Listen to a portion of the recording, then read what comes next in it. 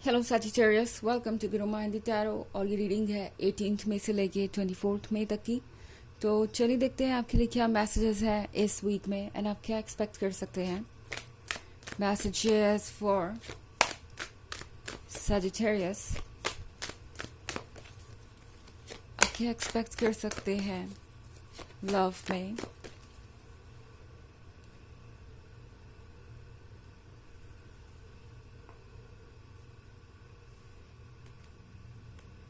Prophetess,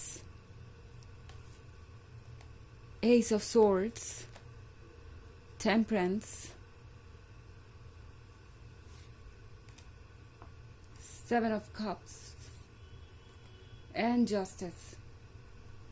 okay, तो हमारे पास है प्रोफेटस का कार्ड। प्रोफेटस के कार्ड के साथ आई थिंक कुछ ऐसा सच होने वाला है जो आप पहले से ही जानते थे कि कभी ना कभी सच होगा।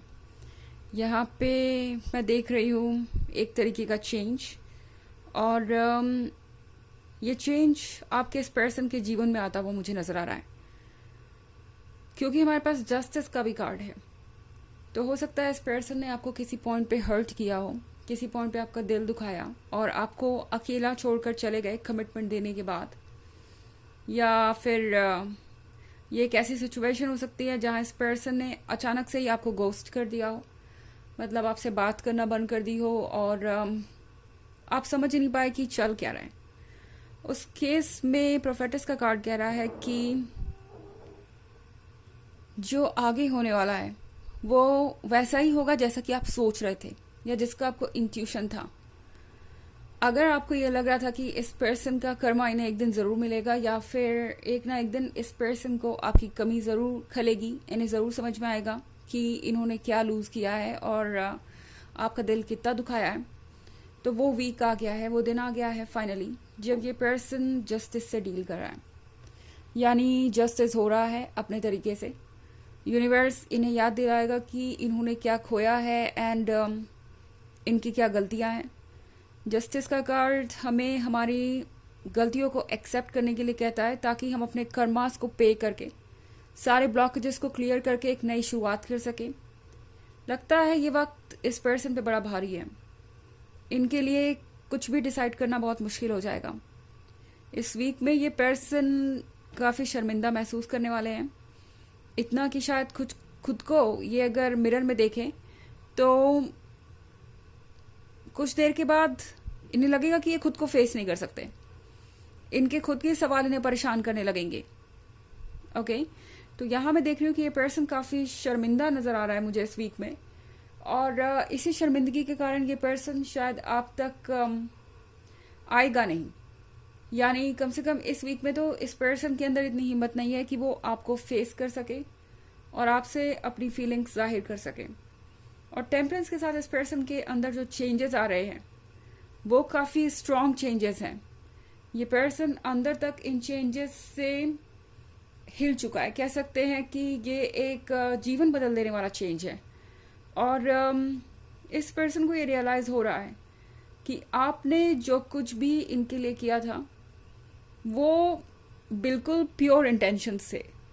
ओके, मतलब आप वाकई इनके लिए हमेशा डेडिकेटेड थे, लॉयल थे, और तभी आपने ये सारी चीज़ें की। ये एक ऐसी सिचुएशन हो सकती है जब ये पर्सन किसी और को चूज़ कर रहा था आपके ऊपर, या किसी और को इन्होंने चूज़ किया और वो इस पर्सन के साथ अपना फ्यूचर देख रहे थे। उन्हें लग रहा था कि ये जो थर्ड पर्सन है इनके साथ ये फ्यूचर बहुत अमेजिंग होगा एंड सारी चीज़ें परफेक्ट होंगी। पर जहाँ भी 7 ऑफ मून आ जाता है इल्यूजन्स क्लियर हो जाते हैं। ओके, यहाँ आप देख रहे हैं ये एक घर नज़र आ रहा है, कैसल नज़र आ रहा है, पर सच ये है कि ये सिर्फ एक इल्यूजन है। यहाँ कोई घर नहीं है, ये सिर्फ एक कह सकते हैं दरवाज़ा है, गेट है। एंड आपके पर्सन को लगा कि उन्हें उनका घर मिल गया, यानी उन्हें उनका होम मिल गया, वो पर्सन मिल गया जो उन्हें हमेशा के लिए सुकून देगा और हमेशा के लिए ऐसे फील कराएगा जैसे कि वो वही बिलोंग करते हैं। पर अब इस पर्सन को समझ में आ रहा है कि ये पॉसिबल नहीं है। ओके, ये पर्सन अब समझ पा रहा है कि जो कुछ भी ये थर्ड पार्टी इन्हें महसूस करवा रही थी वो किसी एडवांटेज के लिए करवा रही थी, या इसके पीछे कुछ और इंटेंशन था उसका। और अब ये पर्सन आपको इस थर्ड पर्सन से कंपेयर कर रहा है और इन्हें रियलाइज हो रहा है कि इनसे जाने अनजाने में कितनी बड़ी गलती हो गई है। हालांकि ये एक जनरल रीडिंग है, ये सबसे रेजोनेट नहीं करेगी। एनर्जी रिवर्स भी हो सकती है अगर आप क्रॉस वॉचर हैं। इसके अलावा अगर आप पिछले वीक की रीडिंग या ईयरली रीडिंग देखना चाहें तो उसका लिंक आपको डिस्क्रिप्शन बॉक्स में मिल जाएगा हमेशा की तरह। चलिए आगे बढ़ते हैं।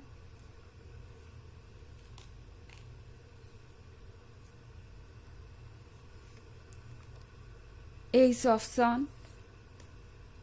Four of Swords, the Papist, the Hierophant, and the Prince. Okay. तो हमारे पास कार्ड है एस ऑफ सन का। एस ऑफ सन के साथ ऐसा लग रहा है जैसे कि सारी चीज़ें परफेक्ट हो रही हैं, इन द सेंस कि जैसा आप चाह रहे थे वैसा फ्यूचर क्रिएट हो रहा है, वैसे ही चीज़ें आगे बढ़ रही हैं। अगर आप चाहते थे कि ये पर्सन रियलाइज करे अपनी मिस्टेक, तो वो प्रोसेस ऑलरेडी शुरू हो चुका है।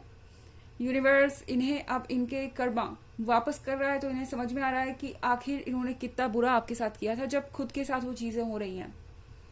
इस पर्सन ने आपको एक इल्यूजन में रखा, आपको ऐसे शो किया जैसे उनके साथ आपका जो ये फ्यूचर है वो परफेक्ट होगा, पर बाद में आपको क्या मिला, और अब यही चीज़ इस पर्सन को मिल रही है। तो अब इन्हें आपका दर्द महसूस हो रहा है। फोर ऑफ स्टार्स के साथ सजिटेरियस, ये पर्सन अब काफ़ी ज़्यादा समय ऐसा लग रहा है दूसरों के साथ बिताना चाहता है। ये अकेले नहीं रहना चाहते, क्योंकि जब भी ये अकेले होते हैं तो ये द पेपर्स बन जाते हैं, यानी बिल्कुल निराश हो जाते हैं। इन्हें लगता है कि लाइफ में कुछ भी नहीं है, और सारी होप्स ख़त्म हो जाते हैं, सारे ड्रीम्स ख़त्म हो जाते हैं। इन्हें लगता है कि ये बहुत अकेले हैं जीवन में, मतलब जो रियलिटी है उसे फेस करना पड़ता है। जब भी अकेले होते हैं तो इनका जो सबकॉन्शियस है पुराने इश्यूज को उठाने लगता है, और इन्हें ये बताने लगता है कि इन्होंने कितने गलत फैसले किए हैं। तो आप देखेंगे कि इस वीक में ये पर्सन दूसरों के साथ ज़्यादा बातें कर रहा है, ज़्यादा क्लोज है, एंड ये क्लोजनेस काफ़ी ज़्यादा बढ़ गई है।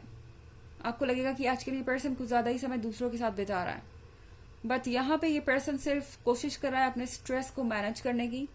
इनफैक्ट ये पर्सन आपके बारे में बातें भी कर रहा हो सकता है दूसरों से, एंड काफ़ी कुछ जाहिर भी कर रहा है उन लोगों से जिनको ये ट्रस्ट करते हैं। द हिएरोफेंट के साथ ये पर्सन अब पहले से ज़्यादा समझदार है, और हो भी क्यों ना। आखिर हम अपने लेसन्स इसीलिए तो सीखते हैं। ये जो गलतियाँ होती है उसके बाद जो हमें हमारे कर्मास पे करने पड़ते हैं, वो हमें दरअसल मैच्योर करने के लिए ही होता है, हमारी सोल के ग्रो करने के लिए होता है, हमारी फ्रीक्वेंसीज रेज करता है ब्लॉकेजेस हटा के। एंड एग्जैक्टली वही हो रहा है यहाँ पे। ये पर्सन अपने गलतियों को रियलाइज करने के बाद पहले से ज़्यादा स्ट्रांग है, पहले से ज़्यादा वाइज है।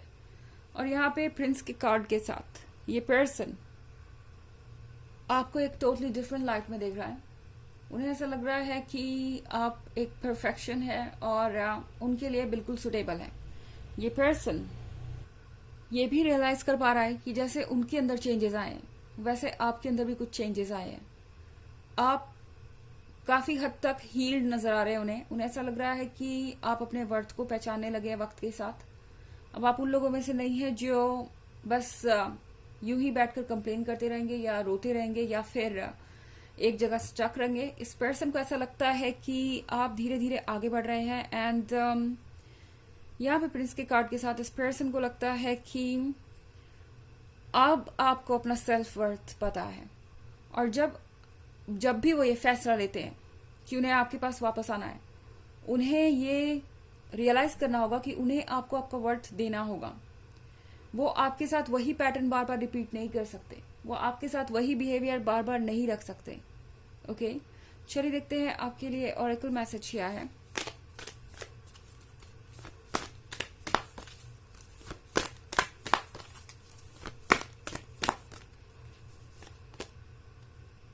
Priestess, how are you being called to step up and lead? तो ये कार्ड आपसे कह रहा है कि आपको ज़रूरत है अपने डर से ऊपर उठने की एंड आगे बढ़ के लीड करने की। आप एक प्रीस्टेस हैं और किसी बात से घबराइए मत। यानी आप पहले से समझदार हैं, आप पहले से ही जानते हैं कि आपके लिए क्या सही है क्या गलत। एंड प्रीस्टेस आपसे कह रही है कि आपको किसी के गाइडेंस की ज़रूरत है, आपको खुद ही पता है कि आपको आगे क्या करना है। ओके हालांकि ये बस इस वीक की एनर्जी है, एंड बाद में चीज़ें और बेहतर हो जाएंगी वक्त के साथ। तो ये थी रीडिंग इस वीक की। आई होप आपको अच्छी लगी होगी। Thanks for watching. Till next video, bye.